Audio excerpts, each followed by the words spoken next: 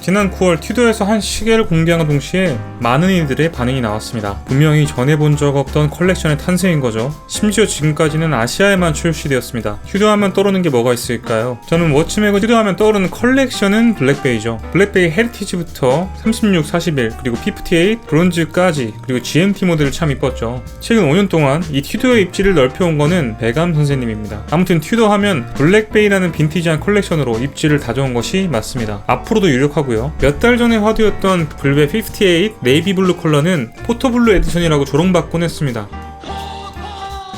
저는 개인적으로 기존의 58의 컬러 자체를 더 좋아합니다만 블루의 손을 좀 들어주고 싶네요. 조금만 더 살을 덧대어 말씀드리면은 기존 58은 상단의 베젤 포인터를 감싸주는 이 빨간 포인터 빛을 제대로 받아줘야만 예쁜 색을 띠거든요. 그러다 보니까 이 다른 각도에서 볼 때에는 그 아름다움이 훅 떨어져 보일 때가 있다는 게 최대 단점이었습니다. 그런데 튜도에 이런 모델이 출시된다는 건 더 넓은 선택지를 제공해줌으로써 갈팡질팡만하고 있는 예비 튜더지 분들을 모집해보겠다는 거죠. 이 시계를 주목하게 되는 건 당연히 이 각진 러그입니다. 제랄드 젠타옹의 역작에 쓰였던 이 러그 형상을 사용해주면서 젠타 코인에 탑승해보겠다는 건데 그리 늦은 시점도 빠른 시점도 아닙니다. 쩔 좀 받아보고 싶다면 버스를 빠르게 탑승해줘야겠죠. 사실은 진짜 튜더가 이런 걸 내놓을지는 아무도 예측 못했습니다. 러그에서 이제 브레이슬릿의 구성 자체를 보자면 로얄오크가 생각나는 것은 맞지만 러그를 볼 때에는 오메가의 컨스텔레이션에서 볼 수 있었던 조금 여리여리하면서 공백이 좀 더 느껴지다 보니까 조금 이 부분이 구성져 보이지 않고 여백이 많아 보인다는 게 제 눈으로는 좀 가장 아쉬운 부분이 아닌가. 그리고 이 다음에 베젤을 보시면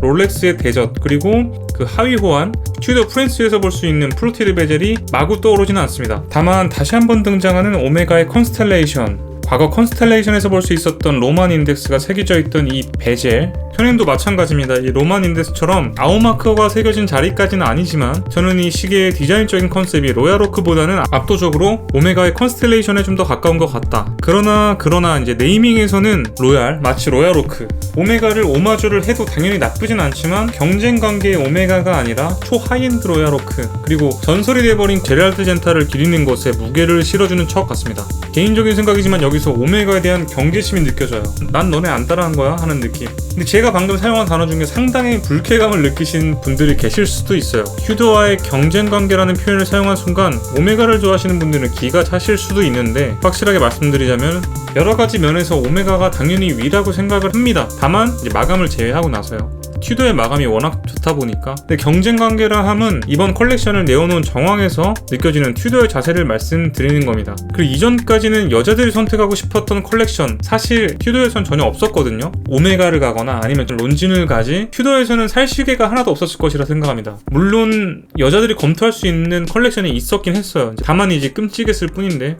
아무튼 이렇게 여성 고객까지 사로잡을 수 있는 컬렉션을 제공하고 싶다, 이런 의지가 보입니다. 4개의 사이즈 선택지로부터 해서 총 9종류의 다이얼 타입 선택지, 그리고 여기에서는 아까 보신 로만 인덱스와 다이아몬드 인덱스, 그리고 자개 다이얼이 포함되어 있습니다. 그리고 브레이슬릿도 실버 스테인리스 스틸도 있지만 콤비 조합도 제공을 하고 있습니다. 다만 이제 여기서 사이즈가 4개, 9종류의 다이얼 선택 타입, 그리고 브레이슬릿이 2종류가 있다고 해서 52가지의 컬렉션을 제공하고 있다고 말하는, 사이즈마다 선택할 수 있는 색상이 약간씩 제약이 되어 있고 소재가 제약이 되어 있기 때문에 모든 조합을 만나볼 수 없다는 게 좀 단점이 될 수 있을 것 같아요.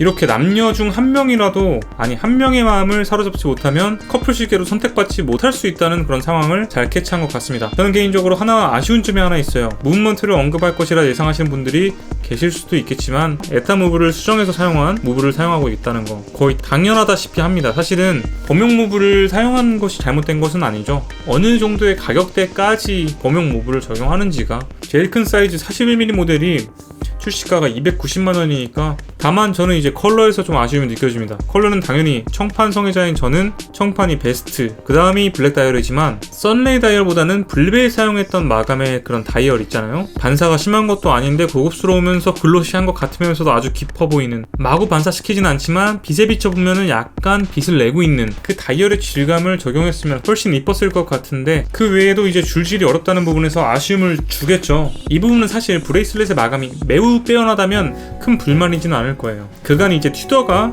브레이슬릿에서 해오던 아주 정교한 마감들을 떠올려 볼 때에는 큰 실망감을 주진 않을 것 같다 라는 생각이 듭니다. 실물을 보는 것이 참 중요한데, 제가 실물을 보려고 한 매장을 2번 방문을 했는데 2번 다 실물을 보질 못했어요. 제가 요즘 보고 있는 시계는 약간 요즘엔 메시밴드의 뽕이 찼습니다.